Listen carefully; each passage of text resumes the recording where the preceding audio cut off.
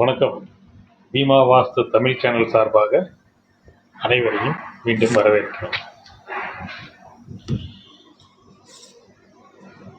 வாஸ்து குறித்த பல விஷயங்கள் நம்ம அனலைஸ் பண்ணிக்கிட்டே வர்றோம்.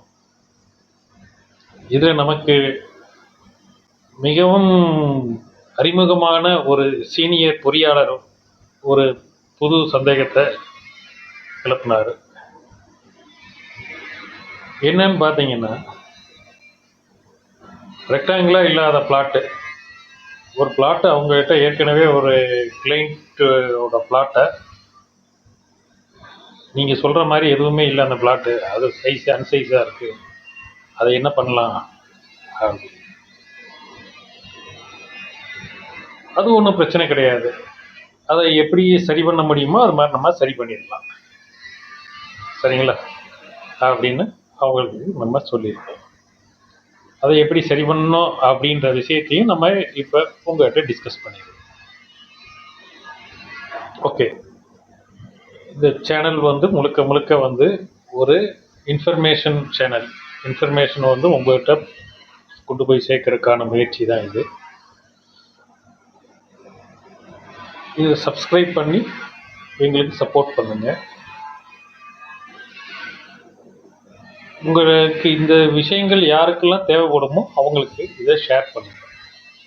அதாவது கட்டுனராக இருக்கலாம், ரியல் எஸ்டேட் பண்ணுறவங்களா இருக்கலாம், இல்லை சாதாரணமாக வீடு கட்ட போகிறவங்களா இருக்கலாம், அவங்களுக்கான விஷயங்கள் இன்ஃபர்மேஷன் எல்லாமே இந்த சேனலில் தொடர்ந்து கொடுத்துக்கிட்டே இருக்கும்.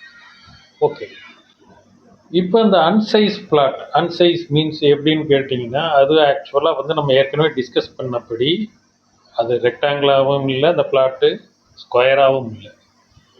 அந்த பிளாட்டு எப்படின்னு பார்த்தீங்கன்னா, கிட்டத்தட்ட அது ஒரு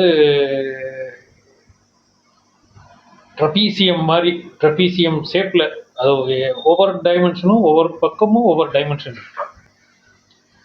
இப்போ இதை என்ன பண்ணலாம் அப்படின்னு சொல்லி கேட்டப்போ அவருக்கு நம்ம கொடுத்த சஜஷன் என்னன்னு கேட்டிங்கன்னா, அந்த பிளாட்டை ரீசைஸ் பண்ணுறது. ரீசைஸ் மீன்ஸ் என்னது? ரீசைஸ் பண்ணுறதுனா என்ன அப்படின்னா, அந்த ட்ரையாங்கிளாக உள்ள பிளாட்டை ரெக்டாங்கிளாக கன்வெர்ட் பண்ணுறது. ஆஸ் பர் வாஸ்து,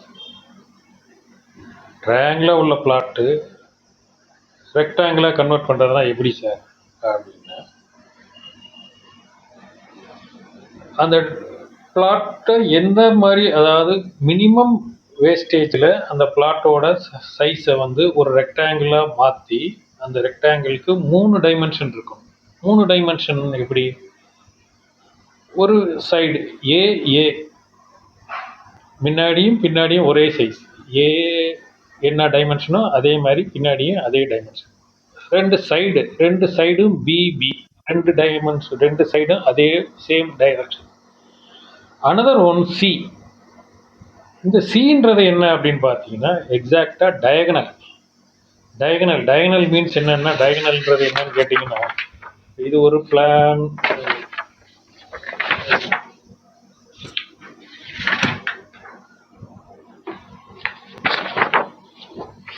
இது ஒரு பிளாட் சைஸ்ன்னு வச்சுக்கோங்க.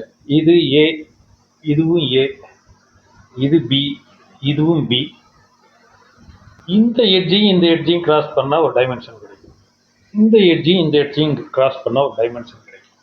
இதுதான் டயகனல். இதை தான் நம்ம டயகனல் டைமென்ஷன் சொல்லுவோம். இந்த டயகனல் டைமென்ஷனும் கரெக்டாக இருக்கும். அப்போ தான் இது எல்லாமே ரைட் ஆங்கிளில் இருக்குது. உங்களுக்கு பிளாட் கரெக்டாக இருக்குது. இது பெரிய வேலையெல்லாம் கிடையாது. கொஞ்சம் பிளாட் சைஸில் பிளாட்டோட ஏரியா கொஞ்சம் வேஸ்டேஜ் ஆகும். நீங்கள் கொங்கு பெல்ட்டில் ட்ராவல் பண்ணும்போது பார்த்தீங்கன்னா, நிறைய இடத்துல நீங்கள் பார்க்கலாம். நீங்கள் ரோட் ஒட்டி நிறைய இடங்களில் முதல்ல ஃபென்ஸ் கல்லுக்கால் ஊண்டி கம்பி போட்டு ஃபென்ஸ் பண்ணியிருப்பாங்க. அதுக்குள்ளே சம்மந்தமே இல்லாமல் ஒரு டைரெக்ஷனில் திரும்பி காம்பவுண்ட் வால் கட்டி உள்ளே ஒரு வீடு இருக்கும். பார்த்துருக்கீங்களா? இல்லை, இனிமேல் கொங்கு பெல்ட்டில் ட்ராவல் பண்ணும்போது கவனித்து பாருங்கள். அந்த மாதிரி நிறைய இருக்கும். அதுக்கு பூராமே காரணம் யாருன்னு கேட்டிங்கன்னா, வாஸ்து தான். அந்த டைரக்ஷன் அவங்க எல்லாம் கொஞ்சம் கொங்கு பெல்ட்டில் ரொம்ப ஸ்ட்ரிக்டாக அதை ஃபாலோ பண்ணுவாங்க. கேம்பஸ் எந்த டைரக்ஷன் காமிக்குதோ அந்த டைரக்ஷனை பேஸ் பண்ணி டக்குன்னு அவங்க முடிவு எடுத்துருவாங்க. அதே நேரத்தில் பேலன்ஸ் உள்ள இடத்த யாரும் என்க்ரோச் பண்ணிடக்கூடாதுன்றக்காக அதை கல்லை உண்டி வெளியே போட்டு வச்சுருப்பாங்க.